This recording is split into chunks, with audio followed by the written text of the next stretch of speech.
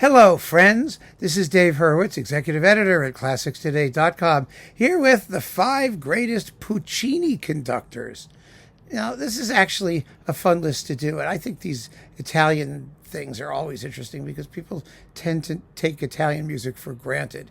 And Italian music, which is largely opera after all, is not generally considered to be conductors' music. It's singers' music. Of course it is. But Puccini was one of those composers who really benefits from having fine conducting, sensitive conducting, because his orchestrations were so gorgeous.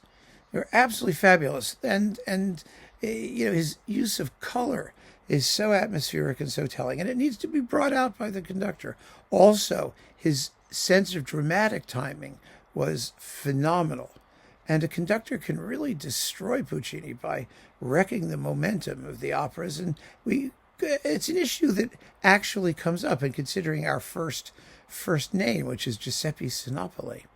Because Sinopoli was famous for turning all of his late romantic music into this sort of expressionist sludge fest.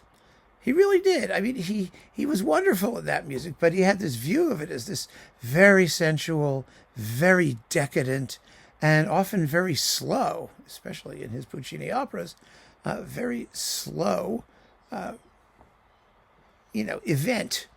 And he was very lucky in that he usually had Mirella Freni and other singers like that who could actually handle the tempos that he took, because some of them were remarkably stately, as Madame Butterfly, for example, and other things like that. But on the other hand, Sinopoli was a chord guy, in the lineage of Karajan or Stokowski or those people. I mean, he had a fabulous sense of instrumental color, of atmosphere. He really turned these pieces into conductor's music, almost tone poems.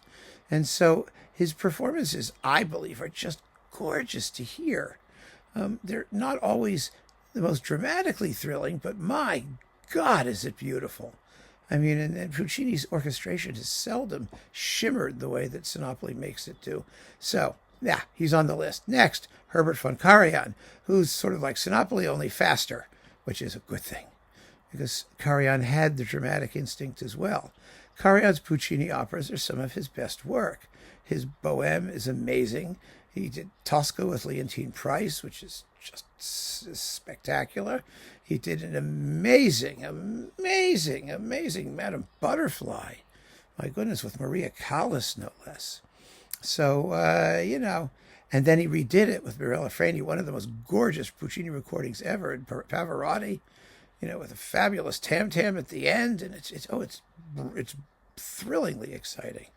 His Turandot, which he did very late, was one of those ugly digital recordings with Katia Ricciarelli, who was totally overparted, in the title role. That was his one sort of failing. But other than that, his Puccini was pretty damn impeccable and really, really, really lovely. Then after Karajan, James Levine. Of course, we have to do a James Levine. Levine's Puccini was like the rest of what he did. It was as close, actually, to Toscanini's as makes no difference. In other words, it had the razor-sharp discipline and, the tightness of ensemble, but it wasn't like Toscanini's, occasionally too fast or kind of breathless, which I think sort of happened to Toscanini and Puccini sometimes. You get a sense with Toscanini, and it seemed to be true biographically, that he and Puccini didn't always get along. I mean, he respected the music, but maybe not as much as he should have. With Levine, there's never a question of that. And there are some fantastic performances. His Tosca with Renata Scotto, I think, is particularly wonderful. And, so, yeah, definitely Levine. He's up there on the list. Erich Leinsdorf. Now, there's a conductor who people seldom give any credit to. I mean, he tends to be regarded as a time beater. But he made amazing Puccini recordings.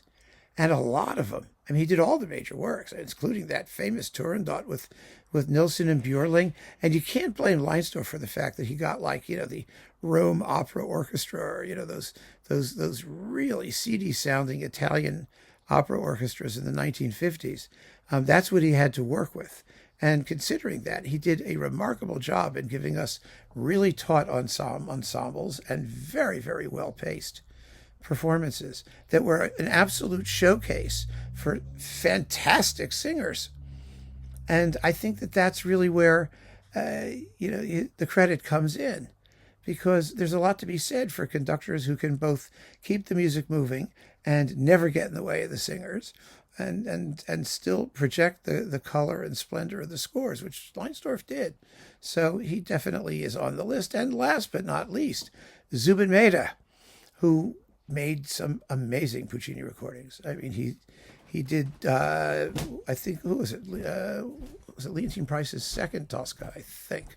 I mean, see, I have all these recordings sitting here, and I just have to turn around and stare at them, but I'm too lazy. His Turandot with Sutherland and Pavarotti is non-pareil, absolutely. And I think his greatest Puccini recording, one of the greatest ever, was La Fanciulla del West, which is still a terminally underrated opera, an absolutely glorious opera. We had Carol Neblett in her best ever role on record, and she and he just tear up the stage in that performance.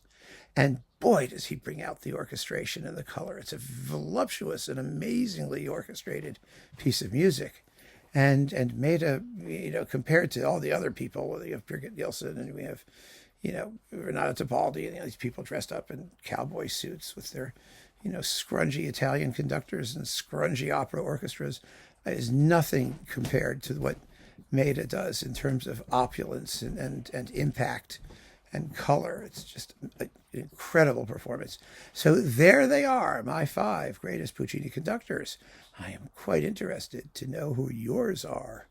The only one you cannot use under any circumstances is Victor de Sabata, who of course conducted the Callas Tosca and who was a great conductor. But he was a great Puccini conductor? We don't know. He only made one recording of that Tosca. So that doesn't count. You've got to find people who have a few things under their belt to establish something of an affinity for the composer and a track record in the repertoire. I mean, that's not asking too much, is it? So let's see who you come up with. And keep on listening, friends. Thanks for joining me. Take care.